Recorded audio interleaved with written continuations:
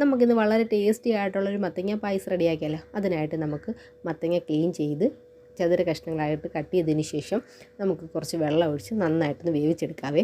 വേവിച്ചെടുത്തതിന് ശേഷം നന്നായിട്ട് വെന്തുടഞ്ഞ് വരുമ്പോഴത്തേക്കും നമുക്കിനി കുറച്ച് ശർക്കര പാനിയാക്കി എടുക്കാം. അതിനായിട്ട് നമുക്ക് ശർക്കര വെച്ച് ശർക്കര നന്നായിട്ട് പാനിയാക്കി എടുത്തതിന് ശേഷം നമുക്ക് ഒരു പാത്രത്തിലോട്ട് കുറച്ച് നെയ്യ് ഒഴിച്ചതിന് ശേഷം നമുക്ക് അണ്ടിപ്പരിപ്പ് മുന്തിരിങ്ങ ഇട്ട് മൂപ്പിച്ചെടുക്കാം.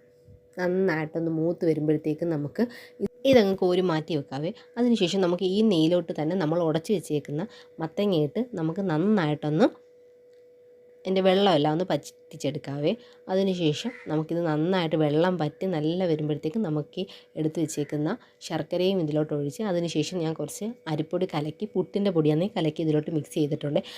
ഇനി ഇതിലേക്ക് കുറുക്കി വരുമ്പോഴത്തേക്കും നമ്മൾ എടുത്ത് വെച്ചിരിക്കുന്ന ഒന്നാം പാലെല്ലാം ഒഴിച്ച് കൊടുത്ത് നന്നായിട്ടൊന്ന് യോജിപ്പിച്ചതിന് ശേഷം തിളക വരുമ്പോഴത്തേക്കും നമുക്കിതിലേക്ക് എടുത്ത് വെച്ചിരിക്കുന്ന രണ്ടാം പാലും കൂടി യോജിപ്പിച്ച് കൊടുത്തതിന് ശേഷം ചെറുതായിട്ടൊന്ന് ചൂടായി വരുമ്പോഴത്തേക്ക് തന്നെ നമുക്ക് ഇതിലേക്ക് ശകല ഉപ്പും ശകല ഏലക്കാപ്പൊടിയും കൂടി ഇട്ട് നന്നായിട്ട് യോജിപ്പിച്ചെടുത്ത് അതിലേക്ക് അണ്ടിപ്പരിപ്പ് മുന്തിരിങ്ങയും ഇട്ട് കൊടുക്കാവേ. ഇതിൻ്റെ ഫുൾ വീഡിയോ ചാനലിൽ അപ്ലോഡ് ചെയ്തിട്ടുണ്ട്. എല്ലാവരും കയറി കാണാൻ മറക്കല്ലേ.